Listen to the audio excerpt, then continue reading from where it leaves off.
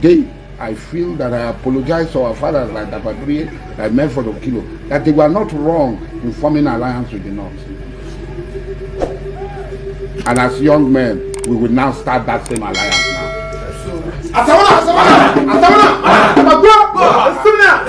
As I am today, from today, I will walk and form alliance with the North and to crush all of the opposition. Because those who hate us, whatever we do for them does not mean anything to them. Whatever job people do to them does not mean anything to them. We go all over each other. We will take this message that it's only the Northerners that can work with the job people. We cannot work with the Yoruba people. They are betrayals to us. We risked our life, voted, did everything. This is what we get. Asari Dokubo is one of the most unserious figure I've ever seen in my life. Whenever I heard him talk, I don't really take him serious because there is nothing serious about him. Barely 2 years ago, Asari Dokubo was all over the place in the Niger Delta campaigning for Bola Ahmed Tinubu. Asari Dokubo promised Nigerians that Bola Ahmed Tinubu is going to fix the economy. Asari Dokubo promised Nigerians that Bola Ahmed Tinubu is the best man for the job. When you ask him at that time, how will Bola Ahmed Tinubu do any of these things, he will not give you any clear-cut reasons as to why he was supporting Bola Ahmed Tinubu. He will not even explain Bola Ahmed Tinubu manifestos to you. He will not even explain the fundamentals of governance that Bola Ahmed Tinubu is going to work on to ensure that he fixed Nigeria that was at the brink of collapse. But he was so sure that Bola Ahmed Tinubu is a savior that is going to rescue us out of the quagmire, and he told his people to hold him responsible if Bola Ahmed Tinubu fail. Every sensible Nigerians know that Bola Ahmed Tinubu is going to be a failure if he eventually emerges as the president of the Federal Republic of Nigeria. That's the reason why most Nigerians participated in that election. They wanted to prevent the calamity that would befall Nigeria if Bola Ahmed Tinubu become the president. And of course, they were criticized. They called them emergency lover of Nigeria. They prefer someone like Asari Dokubo, who told them that Bola Ahmed Tinubu is going to fix the economy. Asari Dokubo wasn't doing any of those things because he truly believed in Bola Ahmed Tinubu. He was doing those things because of the hope he had of what he would benefit from the government of Bola Ahmed Tinubu. And of course, just barely 1 year of Bola Ahmed Tinubu in office, Asari Dokubo came out and started criticizing Bola Ahmed Tinubu. It was clear to him that he was not going to get any of those things that he had hoped for to get from the government of Bola Ahmed Tinubu. Even after he was criticizing Bola Ahmed Tinubu, you all remember when Nigerians wanted to go on the streets to protest, Asari Dokubo still came out and told Nigerians they should not protest. They should not bring their protest to the Niger Delta. That anyone that will come out and protest in the Niger Delta will be dealt with severely. He boasted that he dealt with people that protested in Obibu during the NSAS protest in 2020 and he killed them. Asari Dokubo boasted. He said the government knows that he was responsible for the massacre that happened in Obibu.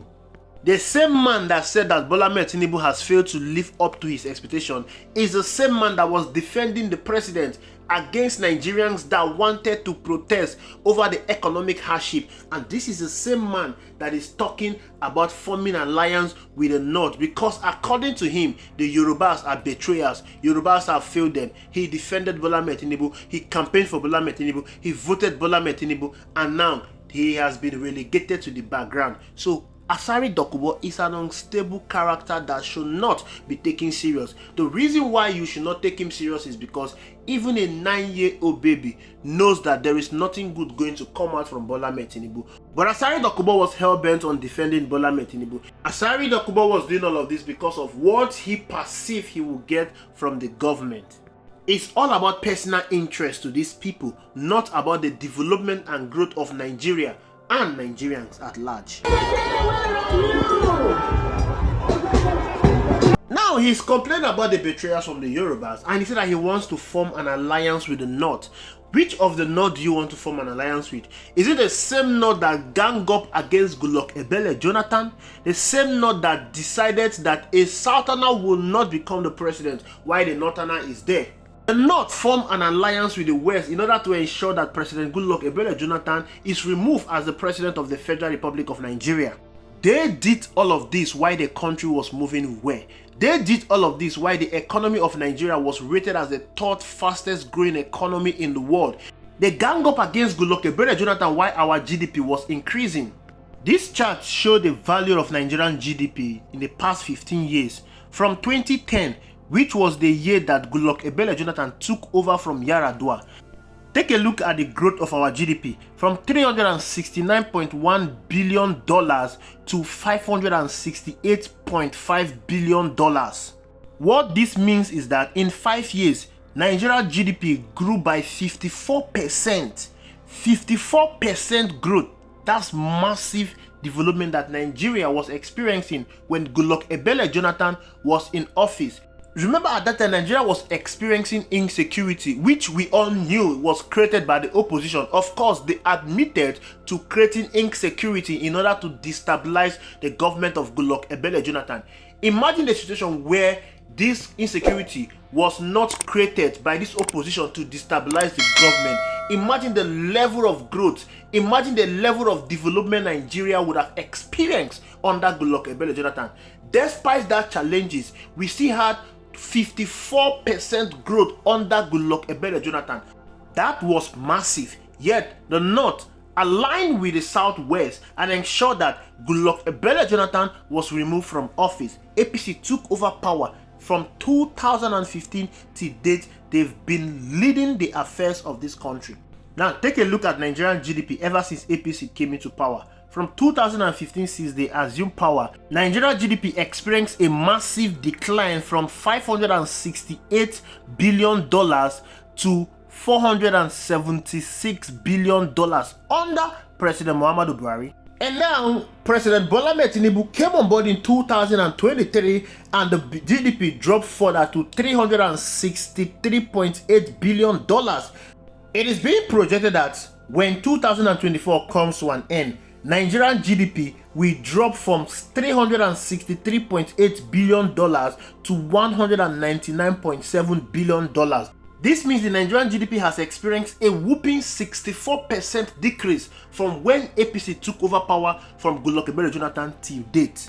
Oh, we say Buhari is a failure, but in 8 years of President Muhammadu Buhari administration, we saw a 16% drop of the Nigerian GDP. 8 years in office, just 16%. But Bola Ahmed Tinubu 1 year and 5 months in office, Nigerian GDP has experienced 58% drop. 58% decrease in just 1 year in office. That is high level of monumental failure. At this point, no one should ever place President Muhammadu Buhari level of failure to that of Bola Ahmed Tinubu. What we are experiencing under Bola Ahmed Tinubu is astronomical.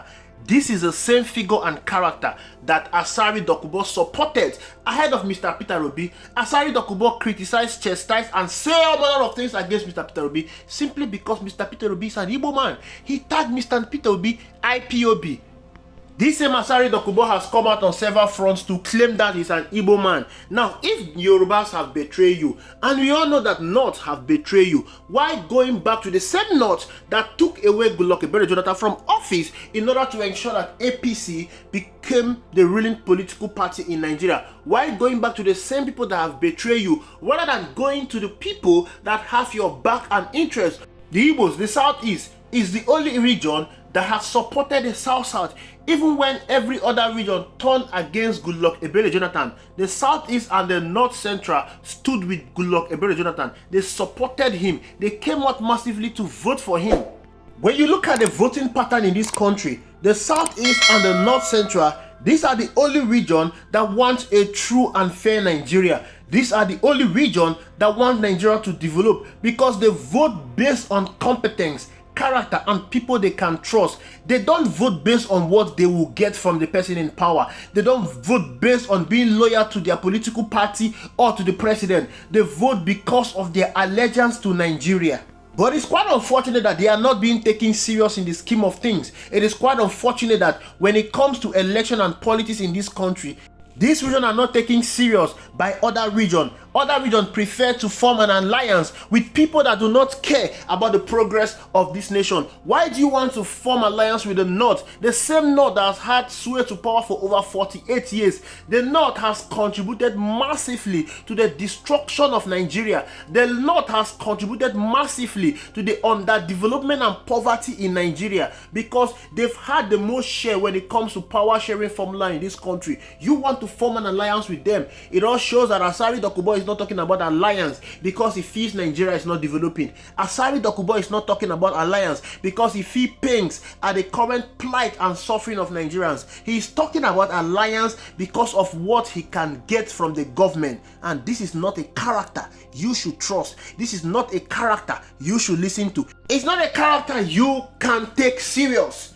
Until we Nigerians understand that this country belongs to all of us, until we Nigerians understand that we will not move this country forward, until we become loyal to this country, until our allegiance is to Nigeria and not to any political party or any political figure, only then are we going to move forward and progress in this country. If all we care about is what we can get from this country, not what we can give to this country, we'll keep experiencing this massive degradation in our society. We'll keep experiencing this massive backwardness and suffering in our society. If we continue on this same trajectory, a time will come where those we have neglected, where those we have impoverished in this country will come back to eat those that have taken away food from their mouth. Thank you for watching. I'll see you in the next video.